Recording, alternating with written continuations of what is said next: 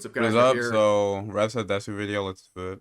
So I'm sure a lot of you are aware of the various threats that might impact the quality of anime and manga as it is produced and released overseas. We are aware of things like poor localizations and bad translations, other quality control issues that might impact the quality of anime and manga as it goes out to Western markets. But there is a new push that is even more concerning, and that is a lot of pressure being exerted on Japanese studios to create and appeal their content towards a global. We're going to start with this article, and that's what we're going to talk about today. And I think that's it's just very ridiculous that Japanese companies would be doing this because anime has grown exponentially without like doing this at all, and it's been great. Like anime is like getting more and more popular, and they haven't had to really change anything. So I don't know why they would do this at all. So we're going to start with this article recently released saying Disney Plus Japan executive admits anime industry making a shift towards more acceptable expressions in order to appeal to wider audiences. And anytime you see this language about a wider or global audience, you should be concerned because in the past, Yeah, it's really bad because it essentially means like animes like Mushoku Tensei, they won't exist because Twitter and like Reddit hates it. Animes like Kobayashi Dragon Maid, they won't exist because something Twitter and Reddit hates. So yeah, there'll be less free expression for the creators of these animes and mangas. we would have to wait for localizations to really make the impact of how to censor and alter content coming out of Japan. But at this point, we've reached now, they are targeting the studios themselves. There's pressure being put on these studios at the ground level to make their work with an initial. Or if it is released, it'll be like majorly censored. Like it'll basically be like the video game industry or like the movie industry. Actually, wait, the movie industry. I'm not sure about the movie industry, but the video game industry, where you don't think like will it be censored? You think how much will it be censored? While for anime, you think will it be censored? Focus on these global audiences and global standards, and that should concern you greatly. Now, before we get into this article, I want to share. And even then, a lot of time anime like just isn't censored, which is good. Free expression for the artists, for like the anime studios, for free expression all around, really. And I don't see why, like, because if you don't like an anime, you can just not watch it. Like, it's literally that simple. Like, if you don't like, if you think the stuff in anime is weird or whatever, then you can just watch a different anime. Like, it's literally that easy. But, a lot of these people are, like, tourists. They come into a space and then, like, demand that space to change. And then, I mean, there was, like, a there was like a thing on this online that I wish I could that I haven't that I wish I could find again, where like they like wait, actually they demand to be to come into the space, and then when they come into the space they demand the space changes for them, and then when the space is like so toxic and terrible that like you leave the space, then they're like, "Oh, make your own space." It's that meme, so Little Mother's Day weekend advanced GG it's bundle pretty available for you ridiculous. guys. Honestly, are pretty offensive at their core. They're basically saying what's going on in Japanese media is somehow problematic and needs to be adjusted for a wider audience, aka Yeah, it doesn't. Like it literally doesn't. Anime should stay as it is. It should remain uncensored, 100%. the rest of the world or the Western sphere, right? And that's a pretty offensive thing to say. This is the type of virtue signaling, white savior type stuff you see on social media, but unfortunately now it is bled into companies like Disney Plus and Japanese studios, by the way. But continuing on into the article, it says this.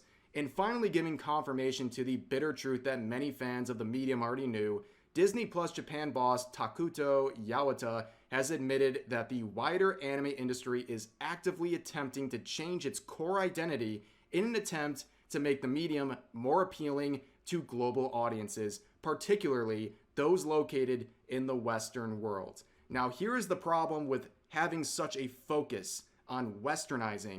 I mean, I think the problem is like everything out there will offend anyone, and you should just appeal to the audience who likes it. Like, that's it. Like, anime is already rising in popularity. It's too successful. Even people who hate anime know, like, they know about Dragon Maid. They know about Mushoku Tensei. They're always like complaining about anime because anime is like so popular and like so rising in popularity that like even normies are being exposed to anime, and they should just keep like doing what they're doing, you know? And making anime more appropriate for a global audience. It is Just let those taking people stay away the offended, and you know that's it. Like, it's no big deal. identity of anime. Anime is different, it is unique, and that is the reason a lot of people over the decades have gravitated towards anime and manga as opposed to traditional Western media. Anime and manga is something different. It looks different, it feels different. It is just something that is refreshing for a lot of people, and that is the appeal. That is why a lot of people have gravitated towards those Japanese mediums, because it's something different. So when you're trying to globalize and westernize anime and manga, you are taking away what makes it unique. If these people want to make these Western styled products, then go make them. You don't have to take existing mediums and change them or try to change them at their core, which is happening with a lot of these Japanese studios, in order to create new Western media or something for a global audience. Make something separate. Don't change something that is.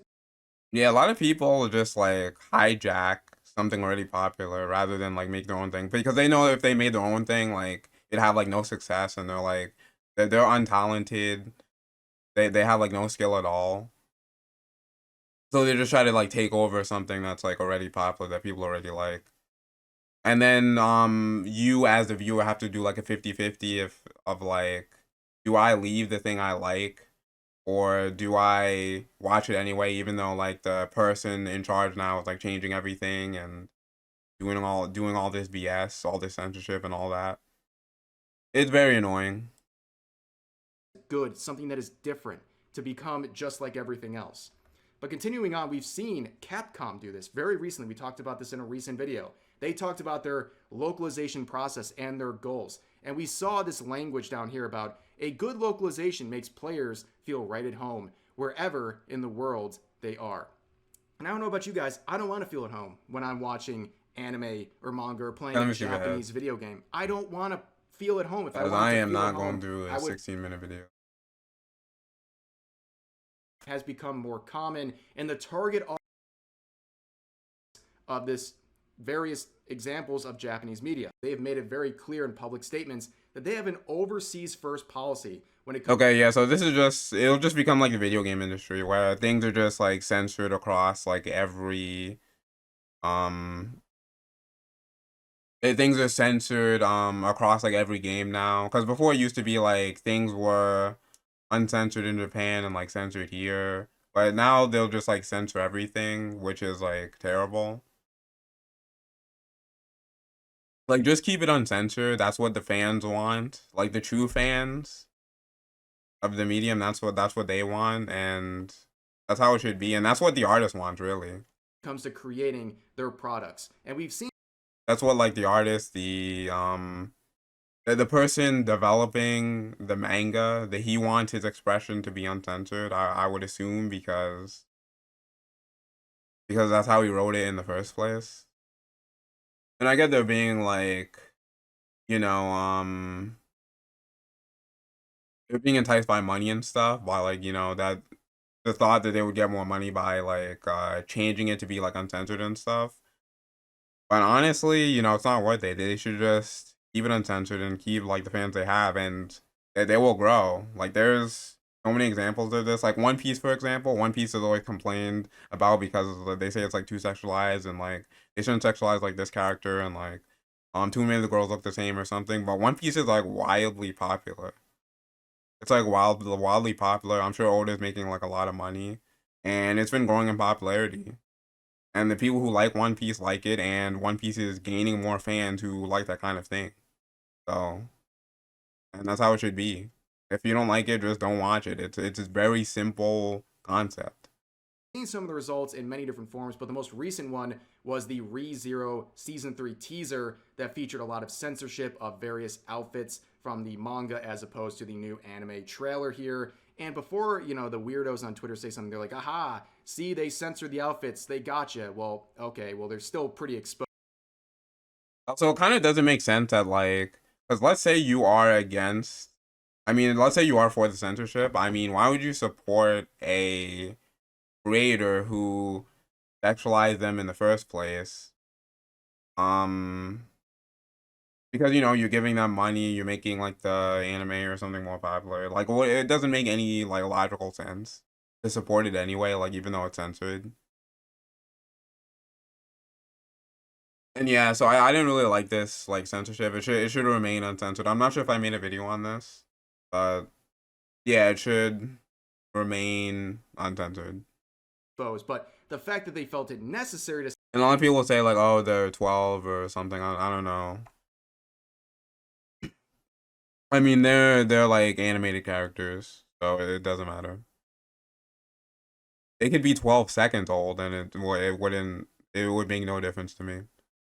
censor these at all in the first place is exactly why this push for a global audience is something that is actually having an impact. And we saw that reflected in the comments of the character designer for ReZero Season 3 saying, this isn't limited to ReZero, but in order to deliver to many countries, there are broadcast codes for each country, and in order to reach many people, the people on the set are working hard to deliver the best possible. I mean, I guess those people have to use a VPN. Like, I don't know what to say.